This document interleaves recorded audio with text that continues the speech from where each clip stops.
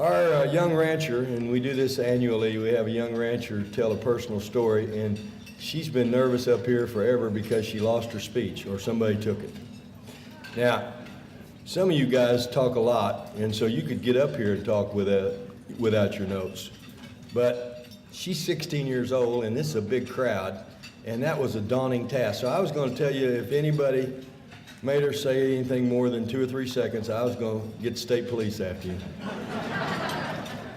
But now that she's found her speech, I don't have to make that statement. So let me just tell you that she is Shawndra, a 16-year-old junior at Batesville High School. She's originally from Independence County.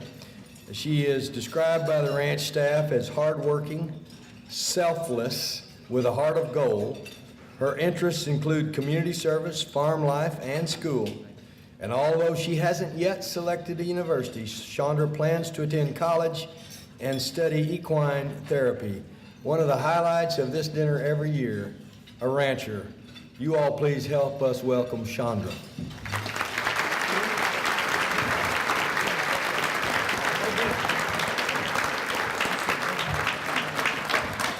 Hello everyone, and thank you. Like you said, I've never spoken in front of anybody before, so if it's okay with y'all, I'd like to share my story.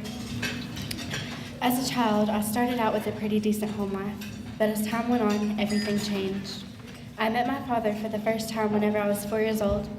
My mother married him a few months later. The situation turned very abusive within a month. It was during this time when things went from bad to worse.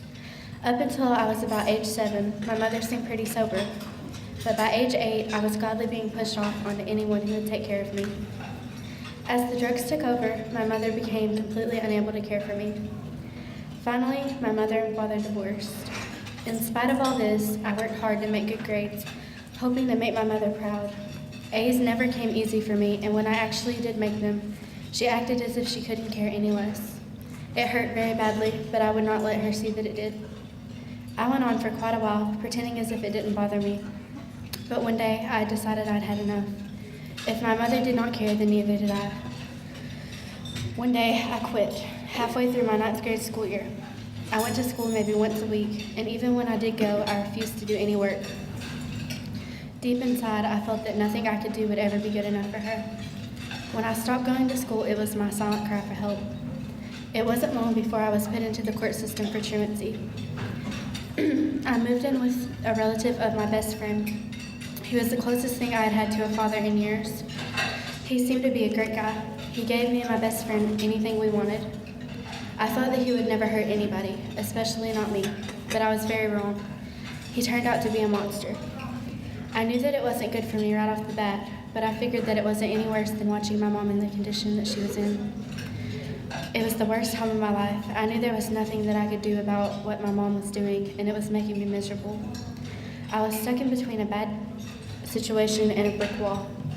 At the time, one option seemed no better than the other, so I did what I figured I would have to do all along.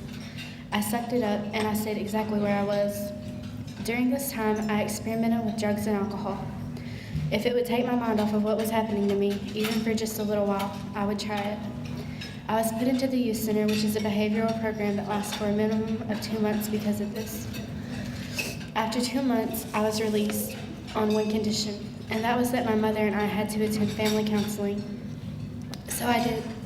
There was one problem though. My mother would not come with me. There was always some reason why she would not come.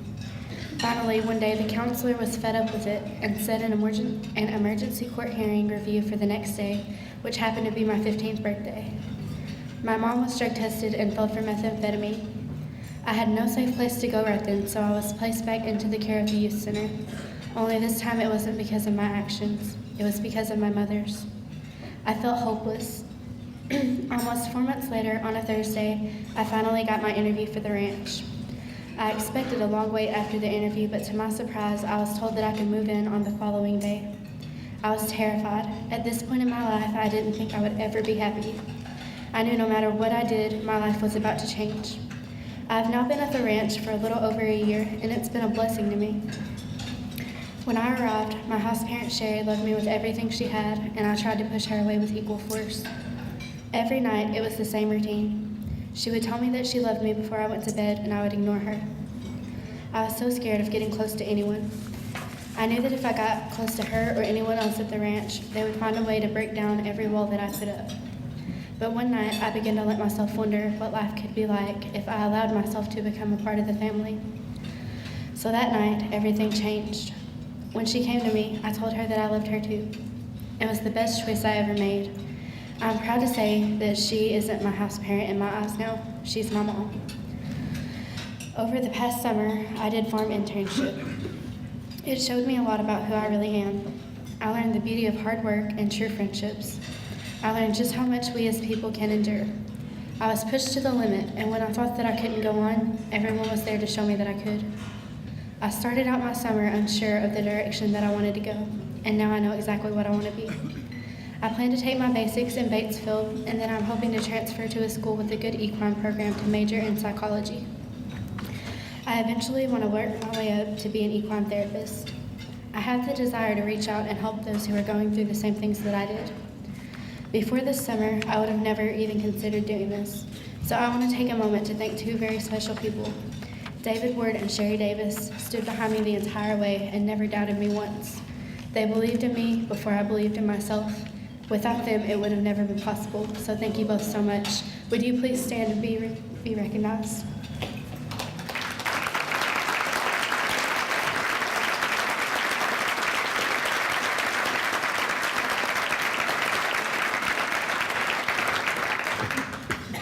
I know there are times when we all feel like we can't go on, and quitting seems to be the simplest answer, but I've learned that with a little push in the right direction, we can do anything.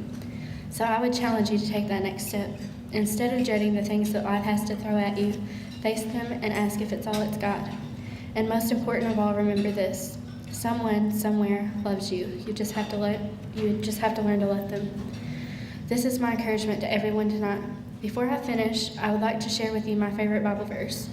It comes from Psalms chapter 25, and it reads, "Show me your ways, O Lord, teach me your paths. Lead me in your truth and teach me, for you are the God of my salvation. On you I wait all the day." Thank you very much for listening to me. Have a wonderful night.